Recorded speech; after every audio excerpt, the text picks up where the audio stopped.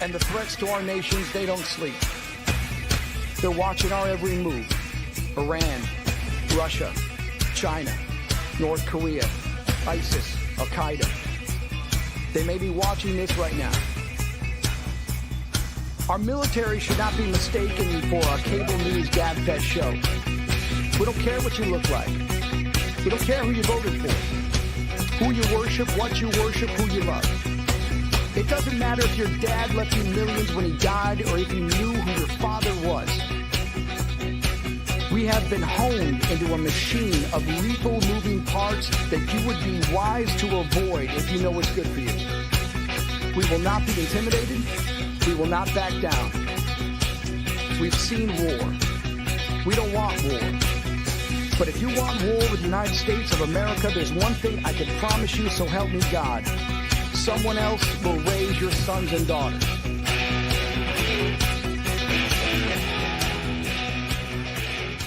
I want to make it clear that the views expressed by our hosts are not considered the official stance of MBR Views. Remember, this is all about having fun and enjoying the ride. Find us on the web at mbradio.us.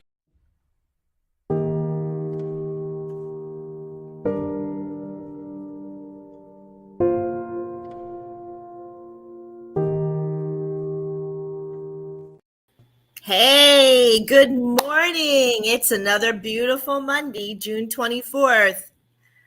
I can't start this one without our big dog, Joel Hunt. It's your birthday. I know, it's your birthday. It's your birthday. Ring a song, it's your birthday. Happy birthday, Joel. Thank you for all you do here on MBR and bringing us forward and allowing all of us vets to heal as we speak. And that is awesome. And I cannot thank you enough and be honored to be here. So it's your day. Whatever you want to do, you do it, buddy.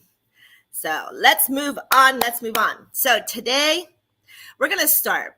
Remember how I said I love that I can take you guys through a journey. Yeah, it's my journey in the military, but it's also everybody else's. And we started with like purpose and we got into egos of people kind of in and out. We got into blah, blah, blah. You can go back because there's like 6 now episodes. I'm so proud. 6 episodes. Now this is 7. And this one is going to be about stuff that happened in basic training that, and let's face it, 18 years old, most of us were, 90% of us were anyway, and weren't quite ready for somebody in your face, not quite ready for you to be told every minute, every day what you're going to do, may not have been told about the group that you're going to be in there with. They failed to mention a whole bunch of things, but you signed the paper. So whatever they need and whatever they want, you signed away. So this is how we're going to flip it, right? So let's dig in. So we get there. They don't really tell you to pack lightly, right? How, I don't know. Again, I'm going to go back to the mid 80s, you know. So they didn't tell you this. So of course, I'll admit I'm a woman, right? What we need maybe a little bit more extra than men, you know. Don't get carried away because I'm not in that movement either. But so here I am. Parents for that Christmas gave me beautiful new luggage, you know, big old luggage, because I was going and I wasn't coming back for a good 4 years. And so they gave me this beautiful luggage. So I packed it. This memory, that memory, basic training, mind you. So I get into this awful bus that, if you look at it now, it was prime in its day, this steel gray bus with the sign Air Force on it and with windows that were, you know, needless to say, hard to open. But we were there.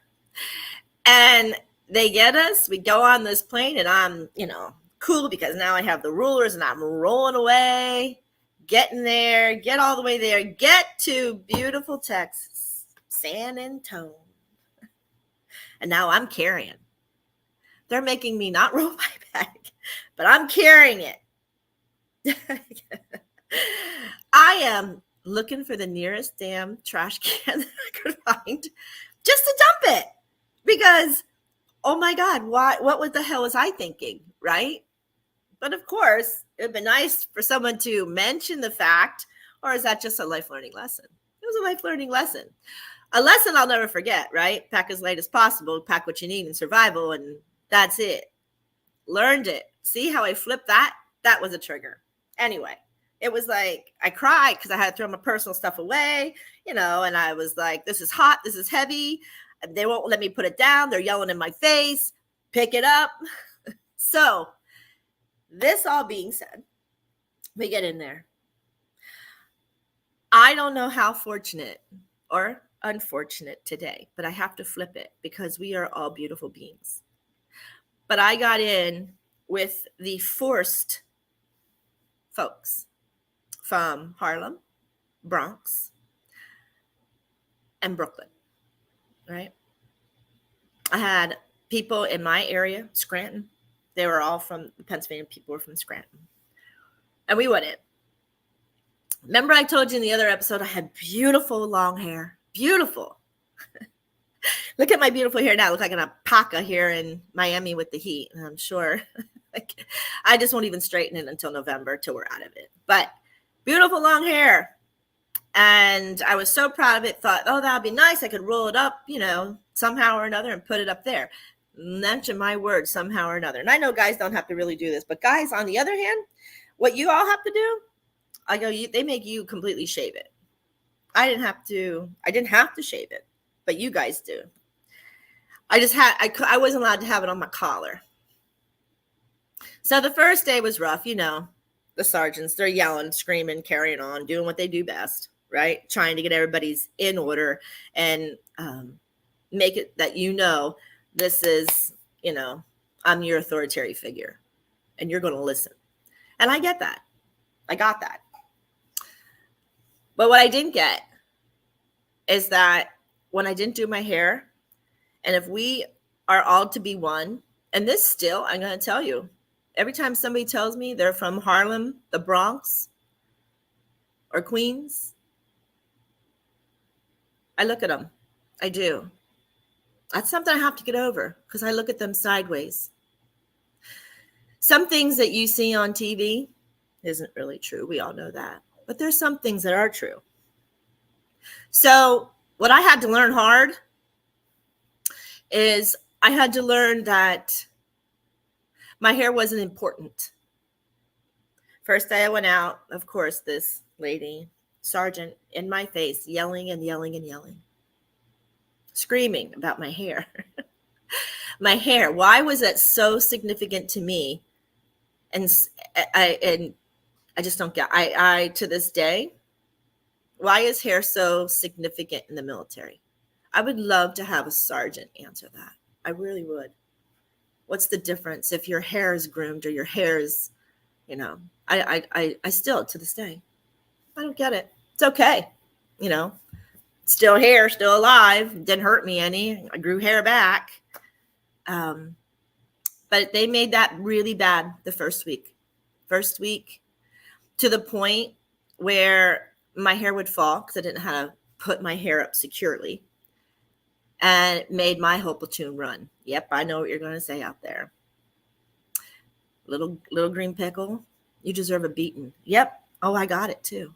In the middle of the night with a whole bunch of boots, broken ribs. All from those beautiful Harlem, Queens, and Brooklyn. Hurt. It did. Then I went G.I. Jane. I just cut it off. It wasn't that important anymore. So I flipped it. But today, I can say, I'm sorry for my part. I'm not so sure those ladies are sorry for theirs. I can't change that. That's on them. That's their karma. But it really makes me look at individuals when I ISO associate where they're from. Why am I saying this? Because as Americans, and we go and we defend our country, we are to have no judgment or ego. We are there to be justifiable. We are there to balance. We are there to say, enough, let's do this. Okay, but we're not going to sit here and get bombed and get beat up and get killed. I mean, we're going to have to retaliate a little bit because someone's going to have to calm down, right? You don't have to calm down out there. And we have to balance. How many people, poor things in the United States, when the Twin Towers went, people looked at people from India or North Africa differently. All kind of slanderous words, all kind of things. But now you're stereotyping like I'm doing. It's not good. You can never be good when we do that, because everybody is their individual self. I know you know some of the words out there, what we use for the people in the deserts. They were slanderous, right? Sometimes I think that empts our ego, that empts our courage, that empts our velocity, especially those in the front line. They need to get that amping, right? To have the endorphins. The hell, right? Yeah. Yep. The hell. It was tough. It is not easy to look at somebody and tell them how you're going to kick their ass, or you're going to hurt them, or you're going to, right? How much ego is that? How much fight does that entail? It just does not. I don't even know what the heck's happening here. Hold on. I don't know why it's doing it. Well, I just turned it off. All of a sudden, my phone just started playing music. So we'll just power off. Isn't that nice? And I even turned the speaker off. So maybe that was the break, because I saw it was 11:11 on there, and then that came on. 11:11 means the angels are around me. Did you know that? That's a beautiful number, 11:11. So back to egos coming in for triggers. It was huge. Huge. Today I'm, 38 years out. 40 years out. But I'll never forget that night. And every time someone tells me that's where they're from, I smile.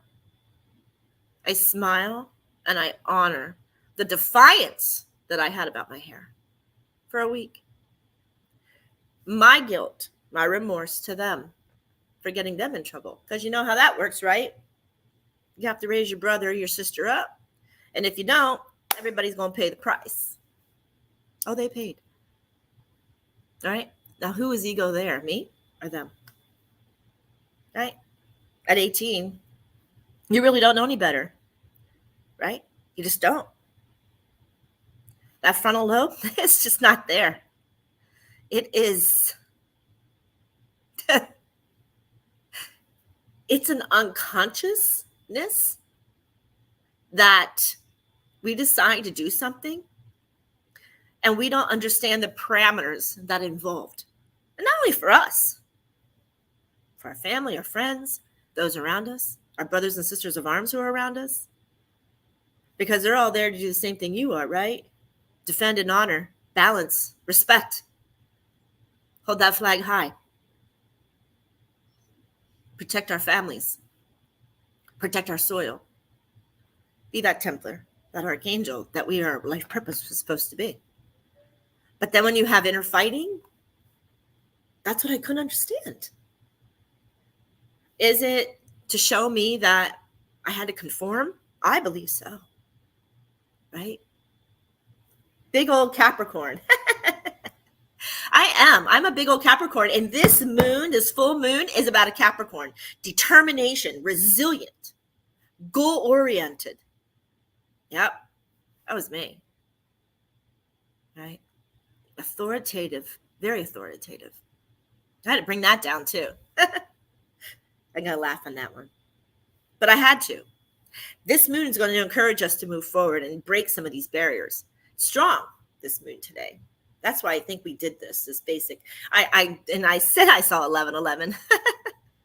So yeah, that is divine saying you need to speak about this, MJ, because there's some hurt people if they go back and think about it and they bring it up from the bottoms and the gallows.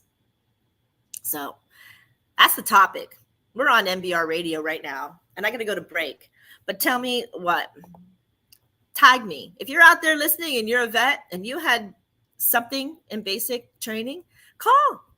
I know Big Grizz is in the studio with me, so he'll get the phone calls. We'll hear you, and we can do this. Let's go to break, and then hopefully somebody will come back to us.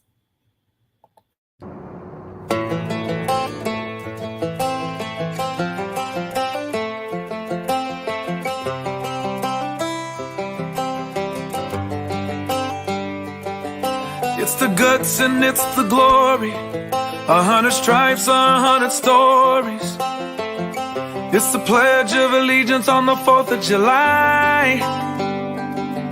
It's them handwritten letters from home.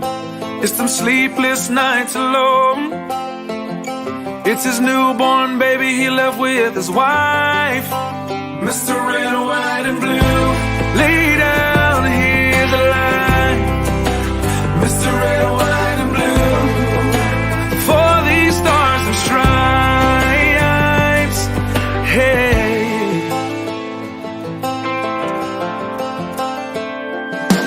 From the fields of Indiana to the swamps of Louisiana to the golden coast of California, Uncle Sam's the only family he's got.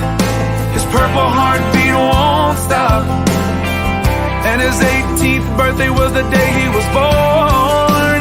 Mr. Red, White, and Blue, lay down, hear the light. Mr. Red, White, and Blue, for these stars and stripes.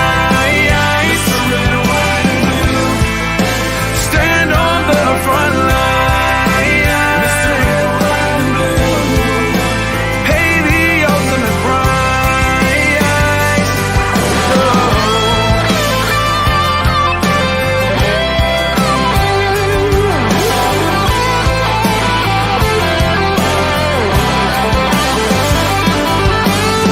He was the man of the house when he was born. His family is proud but torn. But if you knew him, you would understand. He was raised on how to be brave, just to see the flag still wave.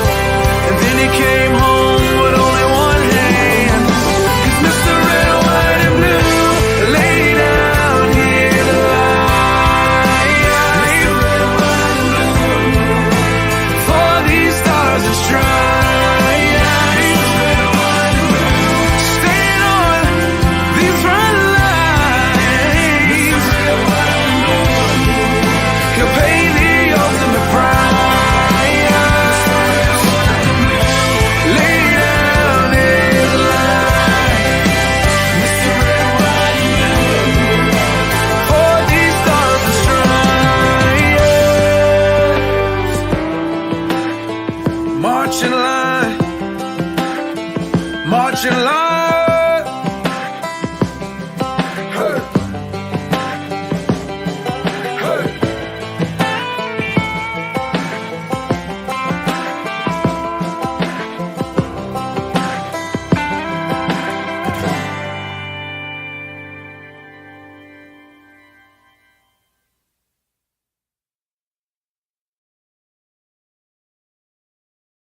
Opinions expressed in this program are those of the speakers and do not necessarily reflect the views or positions of any entities they represent. Find us on the web at mbradio.us. Okay, we're back. So we were talking about events or traumas or scars of basic training, right? So now I'm going to talk about some things in the heart, right? Because that was a physical beating I told you about. So the heart, not being able to call home, right? Not being able to speak to your other loved ones. 2 weeks. 2 weeks. I had to go. Couldn't call them, couldn't speak to them. They gave you a card. They gave you a postcard. And they're telling you what to write on the postcard to send it out. It's really funny because if you have a mom out there, I mean, dads too, but they know that's not your words. They're not dumb. They know it's not. So sometimes you kind of felt shallow, right? Shallow with your soul, shallow with the heart, because either you couldn't speak to them, or maybe you were like me in TSC and I couldn't talk about my military at all for years on end.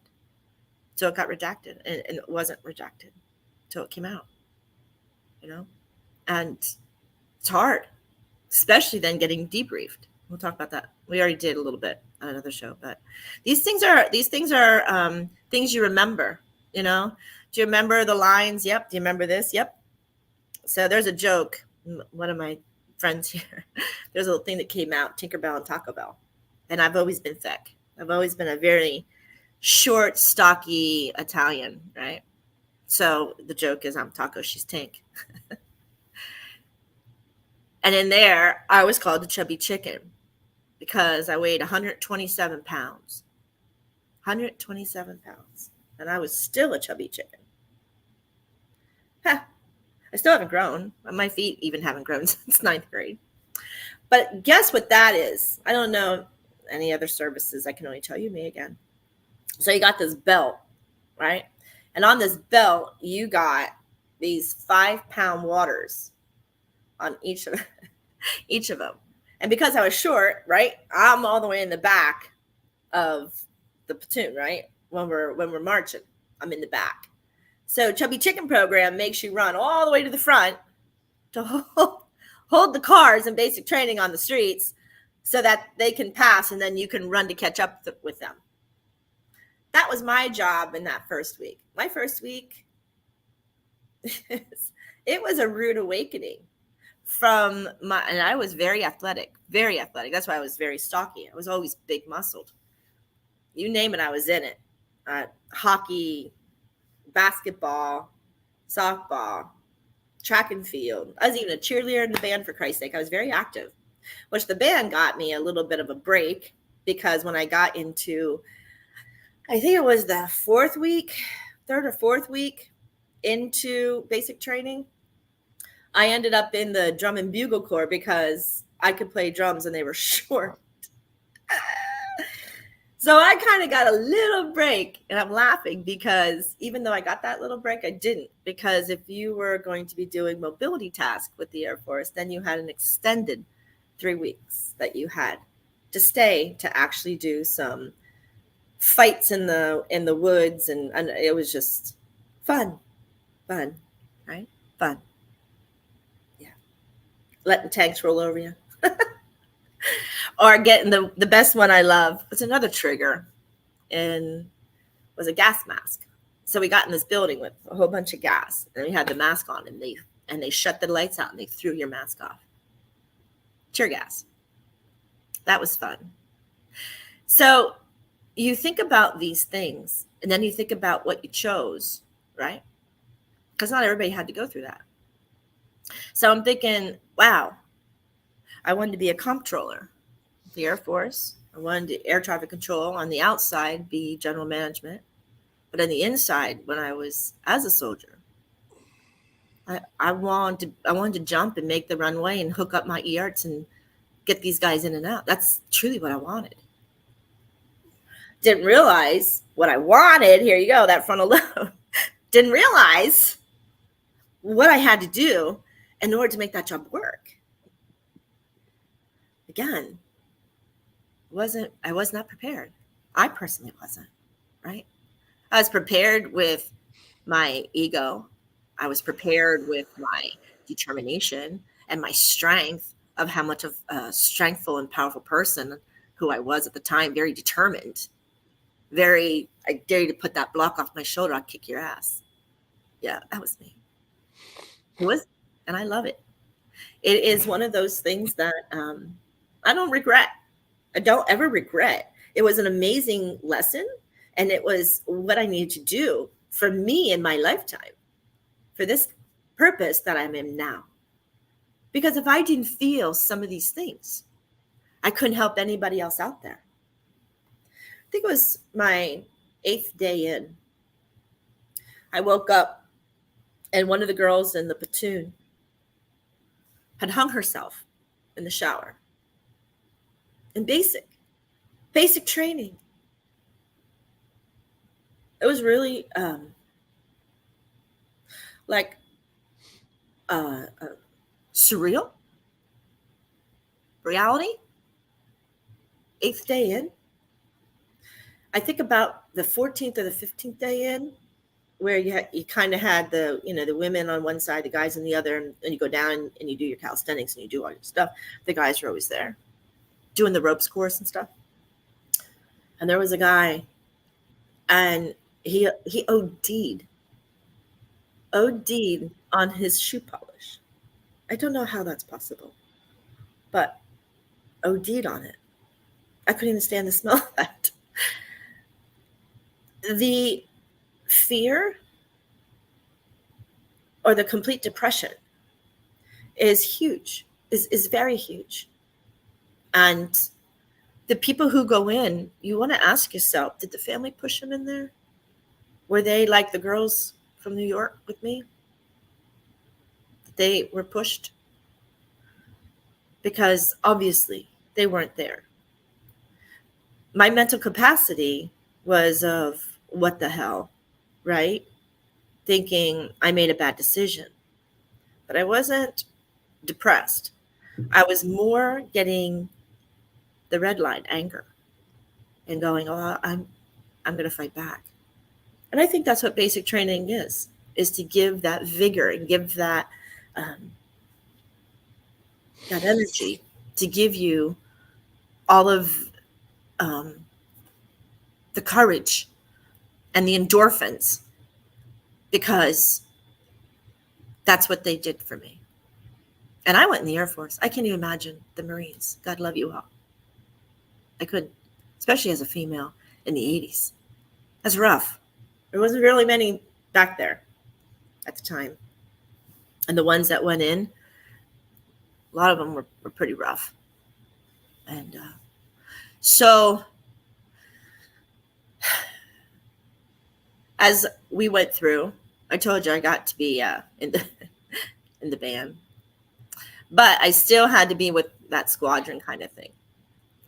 And we got to this ropes course. Here's another scar.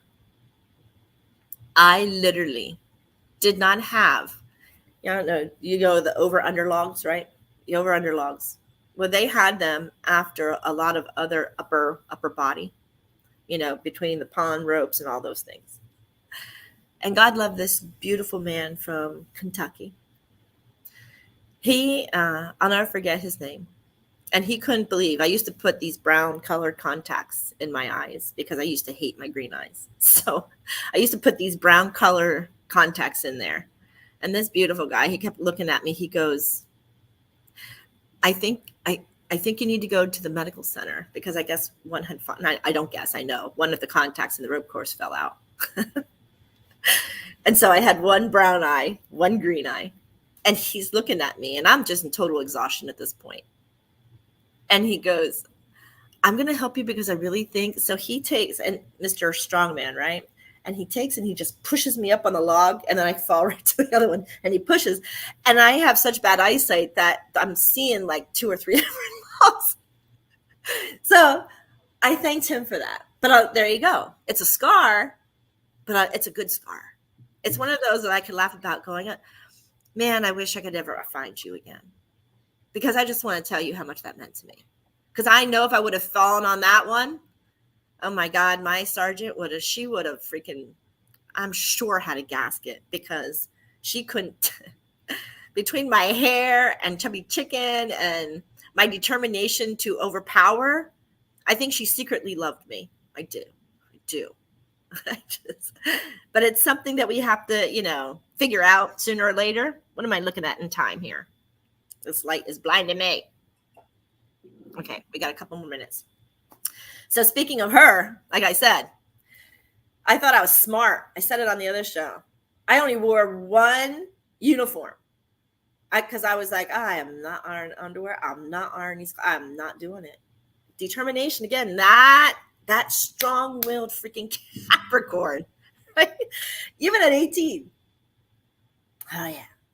So she realized that I guess there was something that I had dropped on my name tag that I was not aware of, but she noticed it during, morning every time you look at them. Can't remember what that was called, the morning drill or morning whatever. And she saw something. And she literally she took me by my hair and dragged me back upstairs for her to look at all my clothes. And yes, there was, I guess, a little bit of dust on the tops of the shoulders where they've been sitting because, you know, that's why we have wool blankets. So they make all this dust. So you have the dust every damn day. Well, she took all of them out. She made me carry them outside, put them in the dirt with water to make mud all over everything outfit I had. Then she came inside, ripped up my bed, threw my shit across the room.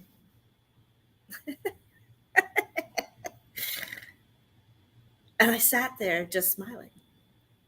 I couldn't do anything else besides smile. I don't know. There was a force within me. And of course, that pissed her off, right? Because she wanted to know what the hell I was smiling at. I said, you, ma'am, you. That was not a good thing.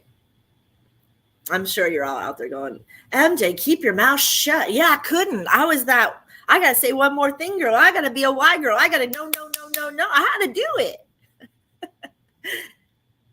It's kind of like you can take a horse to water, can't make him drink. And you can punish him all you want, but you still can't do that, right?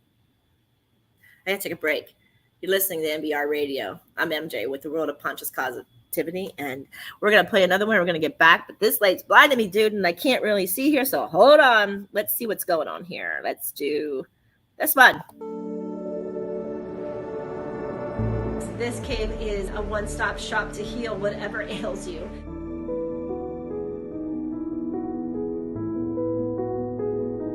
Whether you just need downtime, whether you need respiratory or lymphatic, blood pressures, just any type of program that is medically necessary to you, I am sure salt's going to play one of those factors.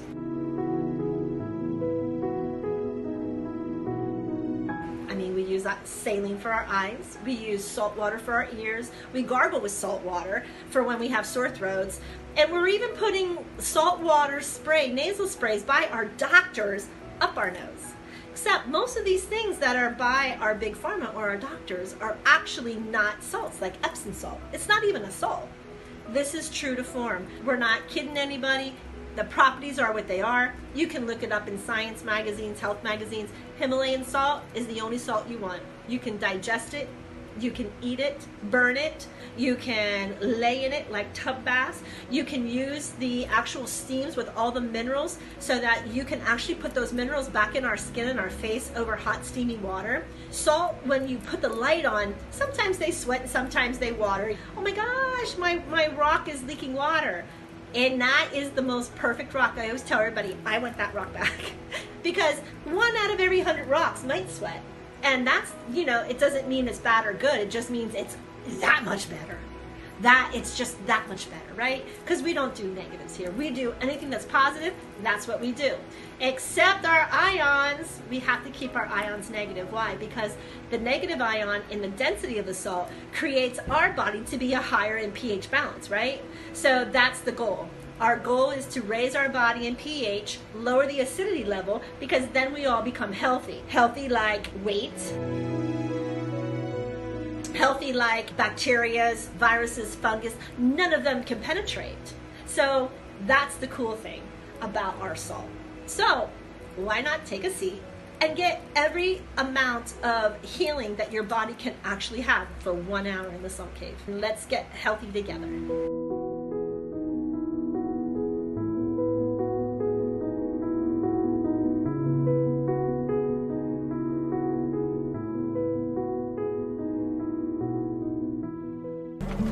Going back in.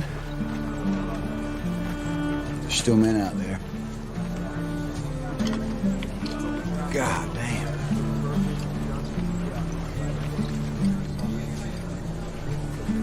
When I go home, people ask me, hey, Hoot, why do you do it, man? Why? Just some kind of war junkie? I won't say a goddamn word. Why? They won't understand. They won't understand why we do it. They won't understand. It's about the men next to you. And that's it. That's all it is. Find us on the web at mbradio.us. I want to make it clear that the views expressed by our hosts are not considered the official stance of MBR Views. Remember, this is all about having fun and enjoying the ride. Hey, we're back. The word junkies. Yeah, I guess that's what we are, right? Word junkies. I like that expression. I don't know why it makes me laugh. It's not funny. Maybe that's my ego trying to turn that again. I don't know. But I wish I had that soul cave, though. I wish I had that soul cave back then, because in San Antonio, especially. Because on our freaking, our 5th week where we were allowed in San Antonio or whatever it was, I would have jumped in it. I would have jumped in it like no tomorrow. So I was sitting here thinking how many more scars of basic training. It's just a child.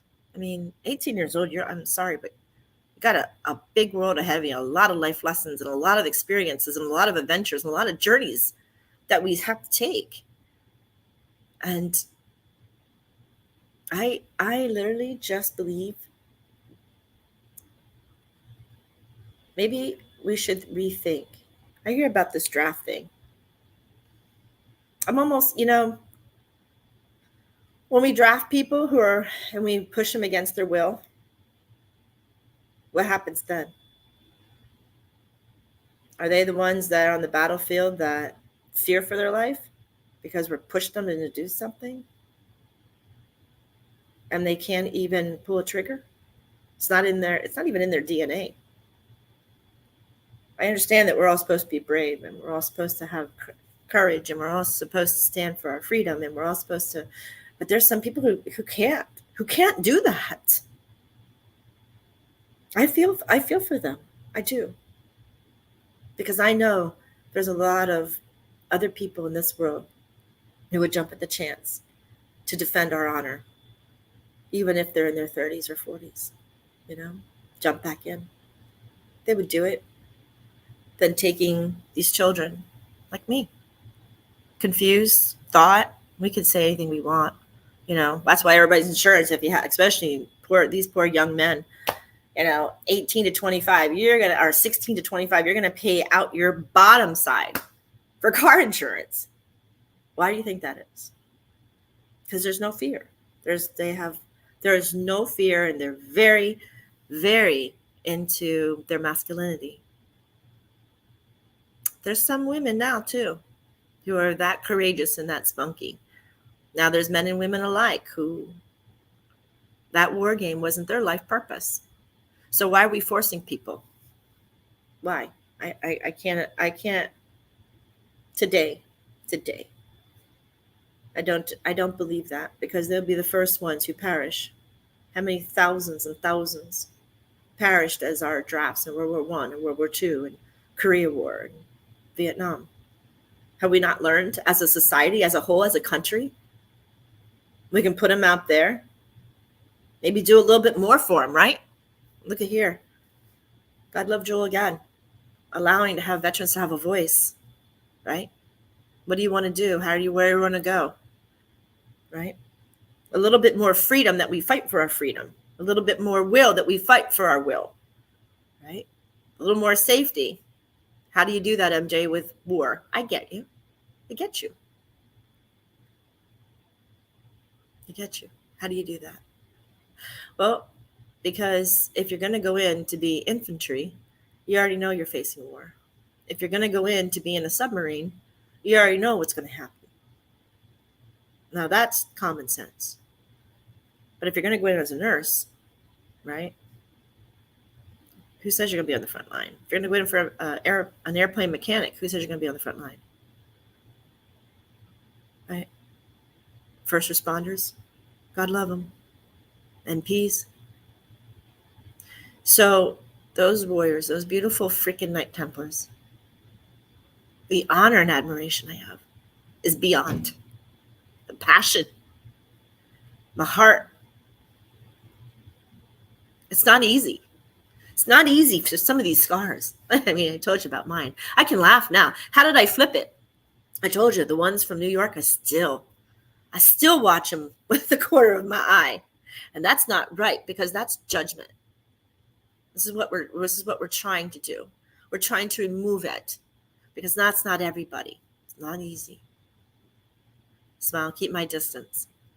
I'm getting there, because before they would say it and I would run the other way.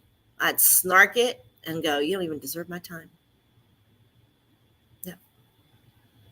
Not today.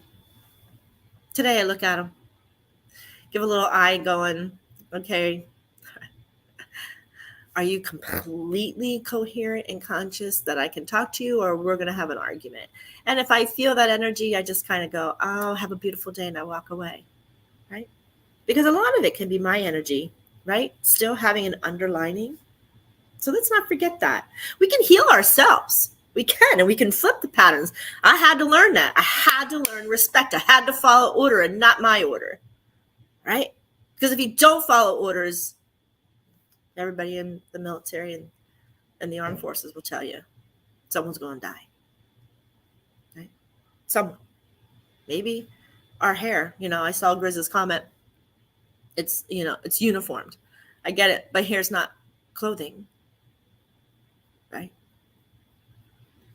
I'm not sure that if I was on the front line, hair is going to have anything to do with it. So I'm saying, how about we minimize some of the stupidity? Ironing underwear. I could not flip that one. And I always comment, I can iron underwear. Why? Why did I have to do that? Where was the logic in the underwear, buddy? Don't say uniform, Grizz. I'm watching. Because I some of those tasks was an authoritative figure making sure that you just follow orders. Not flipping it to that, because then that makes sense, right? Has to make sense. If we can't make sense in our psyche, then we keep reliving it, right? Has to make sense. It has to. Beyond anything else, it has to make sense within us. Because when it doesn't, then nobody wins. We don't win. They don't win. Nobody wins, because now we're still battling one another. Right? But it does train us to take command, especially as the beautiful soldiers and warriors that we want to become. And we had to start somewhere, right? And that's, I believe, in my soul, when I flipped it to say, thank you for saving my life, because those remedial tasks, those remedial things put me in check, put me where I needed to pay attention. I needed to listen. Told you, I was a stubborn Capricorn. My dad, God rest his soul, he died 24 years ago, but he'd tell you, I was a hard one. No matter how much he wanted to discipline, I always wanted to say something. I always wanted to say one more thing. I always wanted to have a but, because I always wanted to debate my story. I always wanted to debate where it is. There's no debating on a front line. The hell out of here, MJ. Right? Have to flip it. Have to sometimes be hard on yourself. Yep. Sometimes you have to love yourself more than you're hard on yourself.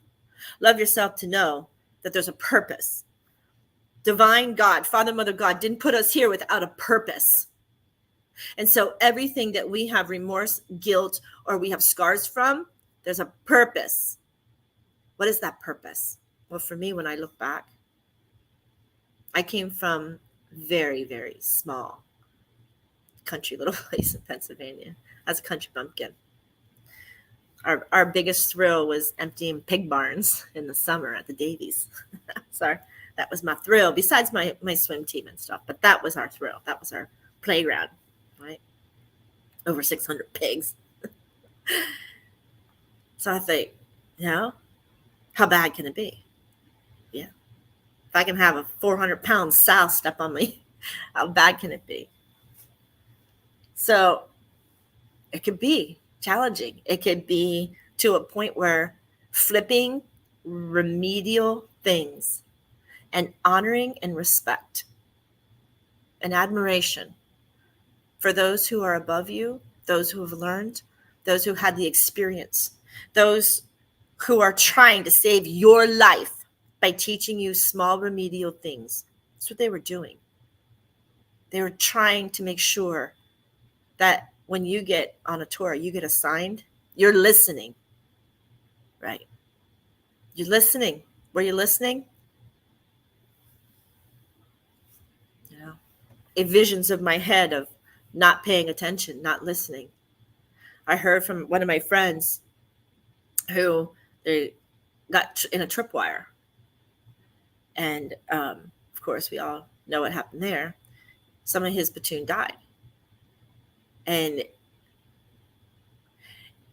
in the simple fact, he wasn't listening.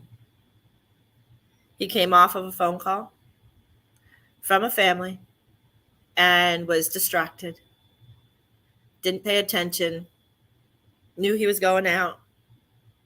Done. Now, as a spiritualist, I would say higher self knew that. That's why he wanted to say what was going on. He just wanted to hear the voice one last time, the physical. That's how I would twist it in this lifetime with that happening. At the moment it happening in the physical sense of mind, not the metaphysical, I would turn it around and say, you need to pay attention. Let's go back to basics. These little things, the hair, the underwear, running, doing what you're supposed to do, stepping in order. Stepping in order wasn't easy. That was easy for me. I was in the band. I was in the drum and bugle. So being left foot and right foot all the time, that didn't bother me at all. Staying in formation and lines. That was the easy part for me. Yeah. Some of the rope courses were the easy part for me. The authoritative figure was not easy. It's not easy because of who I am. Other people could listen very well and not have it, and that's fine. And that's kudos to you. Maybe there was something else that they couldn't do. I'm over time again, but anyway, we're going to be right back. We're going to go to break. We're listening to MBR Radio. I'm MJ with the World of Conscious Positive Thinking, and we're going to twist some things. We're going to go over here, and we're going to have our next one. Oh.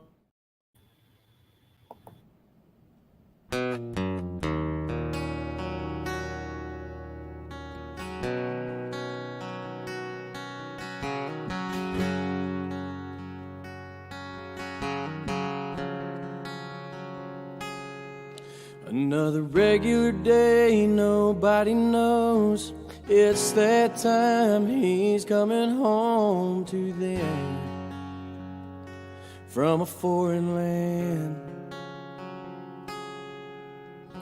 He pulls up, his mama cries, looks at daddy with tears in his eyes and says, nothing feels better than this.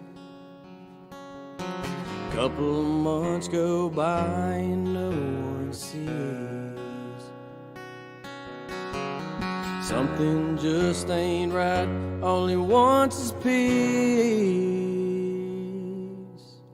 He needs help, but he don't know the path to take or the way to go to be free and put his mind at ease. We will help, 'cause we can't stand to see a soldier go to God by their own hands. We will do everything we can to make 22-0 again.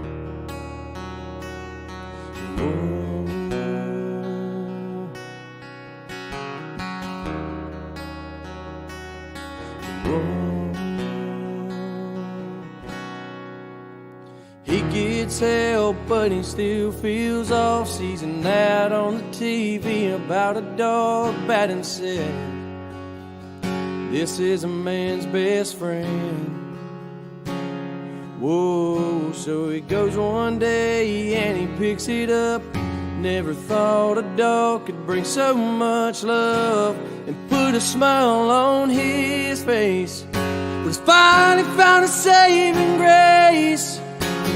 He needs help, but he don't know the path to take or the way to go to be free.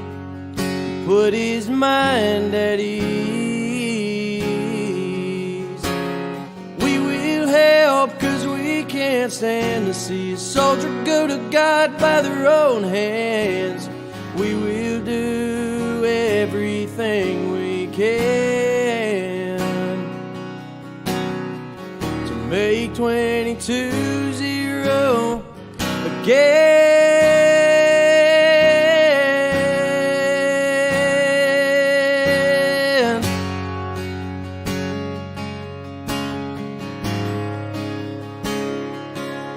Whoa, whoa.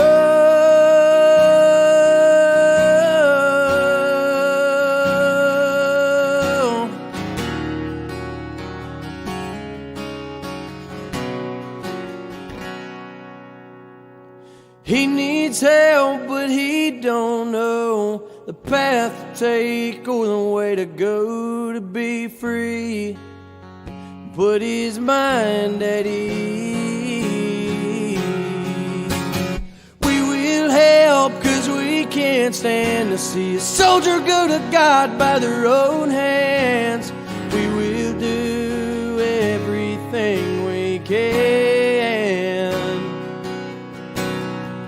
to make 22-0 again.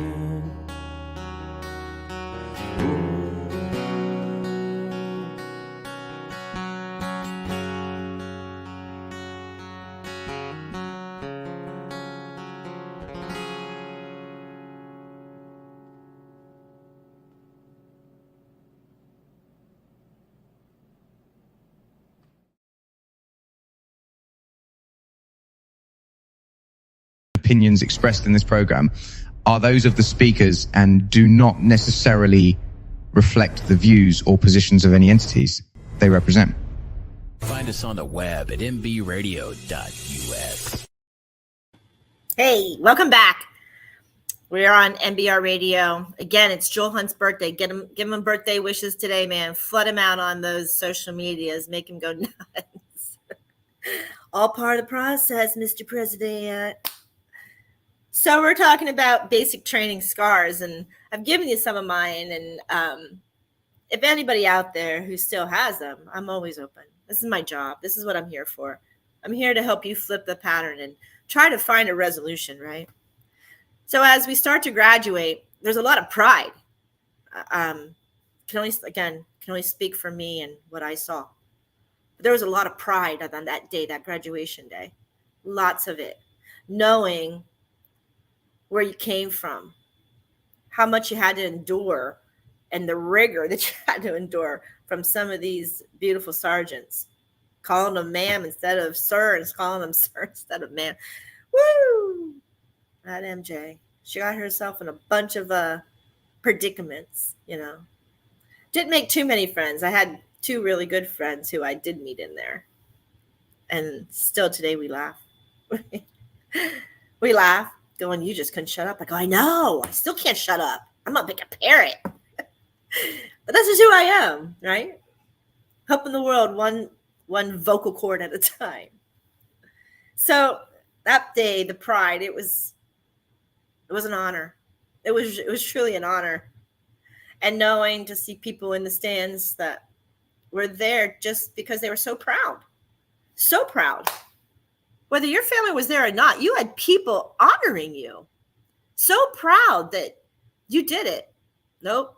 You know, one of the other horrific things we had, I watched in the squads, and I watched a guy jump out of formation in front of a car. He didn't get killed, obviously. He didn't make it into the service after that. But it's sad that they go that far. And some of our recruiters don't see it. Why? And then you sit there and you look at the empty bleachers and you think, were they the family members of those that are not here? Short little time. And 3 deaths in such a short little time that I witnessed. 2, and the one really badly injured.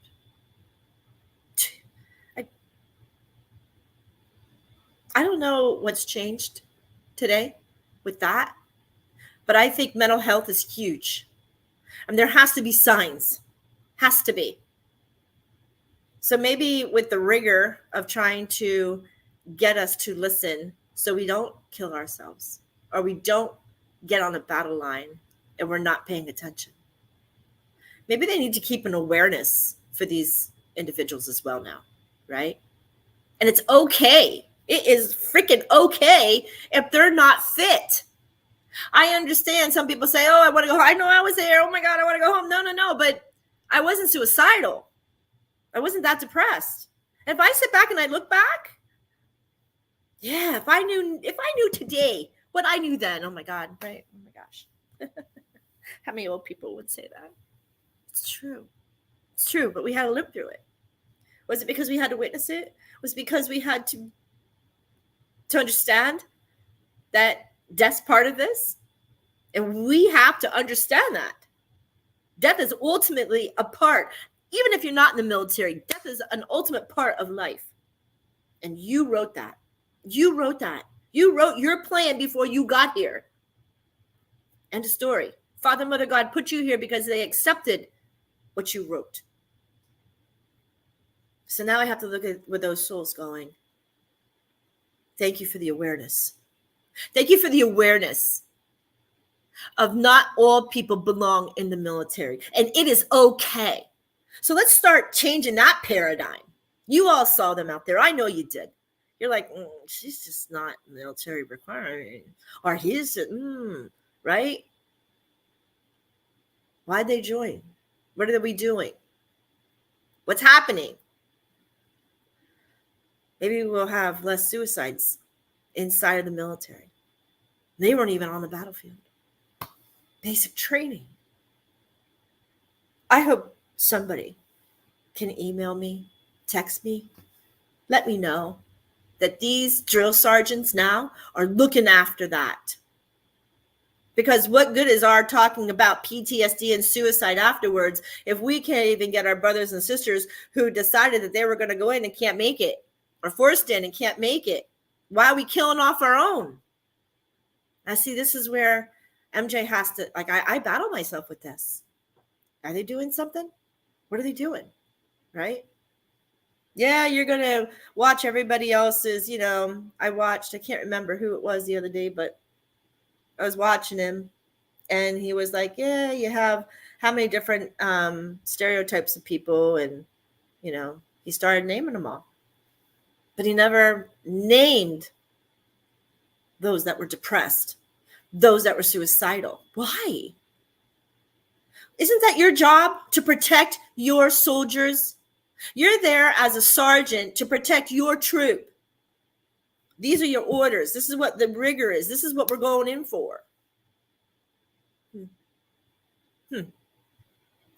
Well, drill sergeants, I'm not there anymore.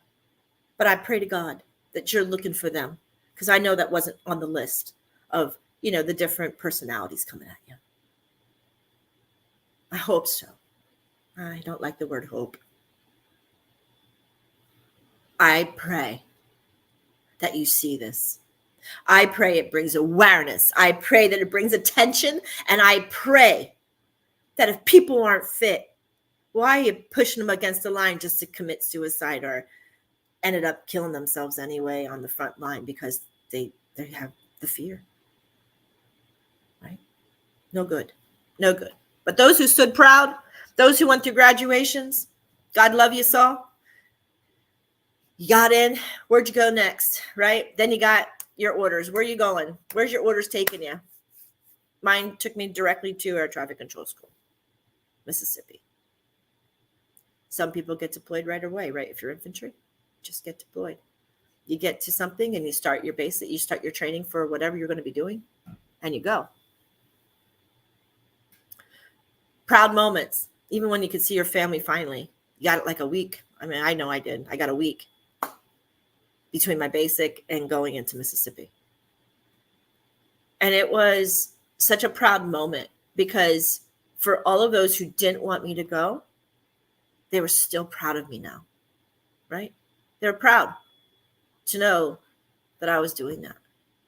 And I hope some of your family was too. And I hope that you felt that beautiful, this is why I did this, because I love them, right? This is why. I needed to, I love them, and I love the rest of my family and my friends. This is why I did it. Ask a vet, or even ask somebody in, why are you doing it? Why are you here?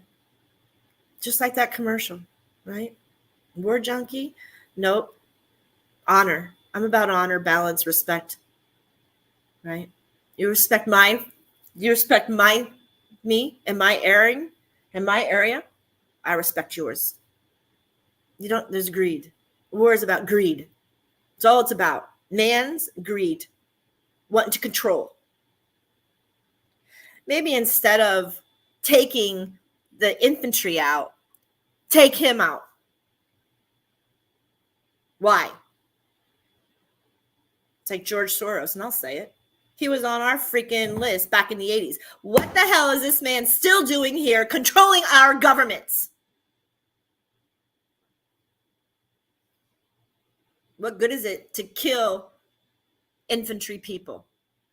What good is it when they're not calling the shots? They're taking the orders. They're taking the commands.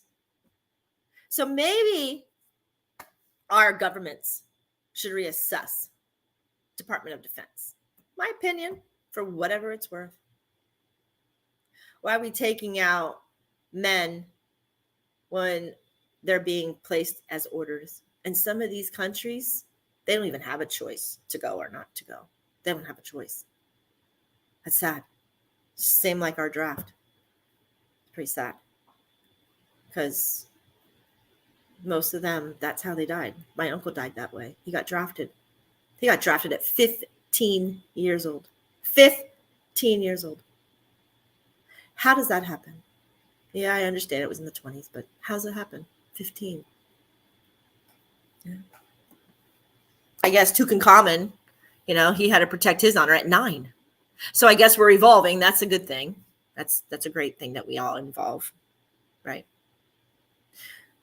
Basic training, it really gives you the pride because you endured a lot and you had to take a lot. You had to give a lot. And they were going to break you. They were going to break you to conform what they wanted you to be, right? That's what it's about. Making you listen. Be the best chance that you have to save you on that front line. Best chance that you have to becoming a beautiful person of society to help not just one person, but to help all. We call it the pickle down. We're all pickled. And you're going to learn to conform uniformly. Stupid little things. Why was that matter? Because it was all about listening. And today, because after that, when you went on your journey, you really paid attention. Because if you don't pay attention, you watch death straight in the face. Whether it was on the front line or whether you just watched people take their own lives. Right? Sickening. Saddening.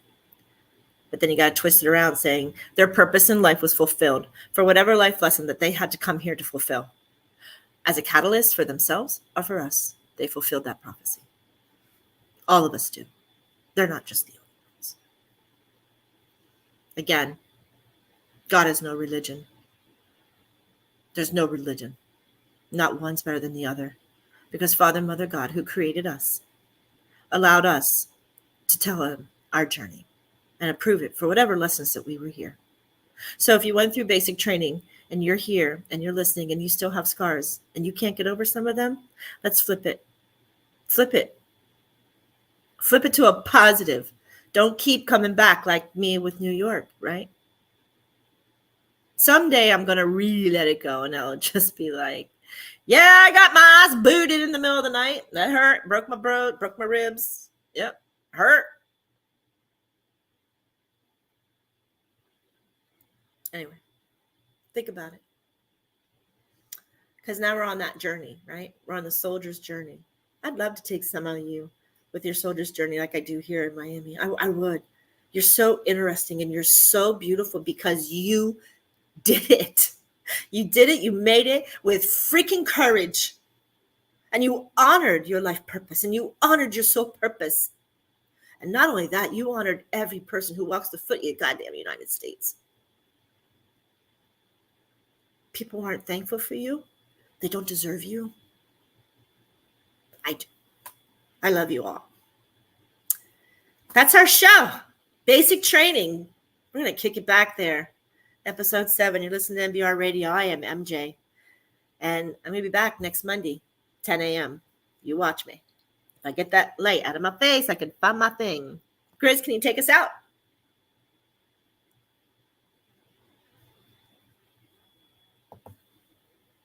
I can't see.